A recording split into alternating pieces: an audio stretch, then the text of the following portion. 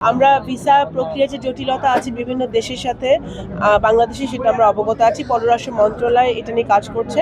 ইনশাল্লাহ ধীরে ধীরে আমরা ভিসার সম্পর্কিত যে জটিলতা সেই জটিলতাগুলো আমরা নিরসন করতে পারবো দ্বিপাক্ষিক এবং কূটনৈতিক সম্পর্কের মধ্য দিয়ে। বাংলাদেশের পররাষ্ট্র নীতি শুধু নয়, বাংলাদেশের সকল নীতি পরিচালিত হবে, প্রতিফলিত হবে আমাদের সবার আগে বাংলাদেশ নীতিতে।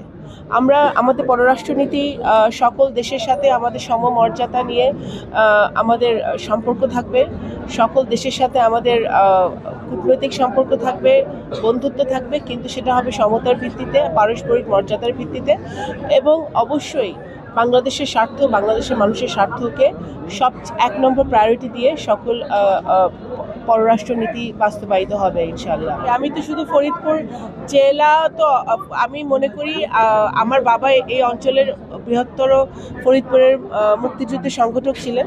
ওনার সন্তান হিসেবে আমার দায়িত্ব অনেক, কর্তব্য অনেক। আমি শুধু ফরিদপুর জেলার অধীনে, আমার নগরকান্দা সালটা তো বটেই, ফরিদপুর জেলার অধীনে সকল উপজেলা পৌরসভার উন্নয়ন করতে হবে, অবকাঠামো উন্নয়ন করতে হবে, শিক্ষা স্বাস্থ্যের উন্নয়ন করতে হবে এবং শুধু ফরিদপুর জেলা না, বৃহত্তর ফরিদপুরে আমাদের উন্নয়নের একটি বিশাল স্কোপ রয়ে গেছে। আমাদের এখানে ফরিদপুরকে বিভাগ ঘোষণা করা এবং আমাদের পদ্মা সেতু ভিত্তিক আমাদের যে উন্নয়ন প্রকল্পগুলো প্রয়োজন পদ্মা সেতুকে কেন্দ্র করে, সেই উন্নয়নগুলো আমাদের বাকি আছে।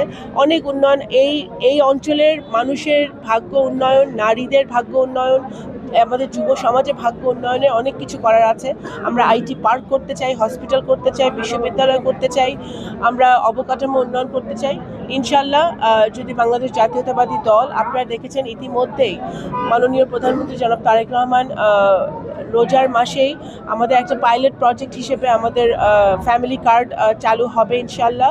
সেটা সারা দেশে আস্তে আস্তে আরও বাড়বে। তো আমাদের কাজ, আমরা যে প্রতিশ্রুতি মানুষকে দিয়েছি, বাংলাদেশ জাতীয়তাবাদী দল যে প্রতিশ্রুতি দিয়েছে সেই প্রতিশ্রুতি আমরা রাখি এবং রাখবো। শহীদ জিয়ার সময় থেকে দেশনেত্রী বেগম খালেদা জিয়া এবং বর্তমানে মাননীয় প্রধানমন্ত্রী জনাব তারেক রহমানের নেতৃত্বে সকলকে সাথে নিয়ে, সকল আরও যারা দল আছে, মত আছে, সকলকে সাথে নিয়ে সকল ধর্ম, মত, দল নির্বিশেষে ঐক্যবদ্ধভাবে আমরা দেশ পরিচালনা করতে চাই এবং সকলকে সাথে নিয়ে নতুন বাংলাদেশের দিকে এগোতে চাই।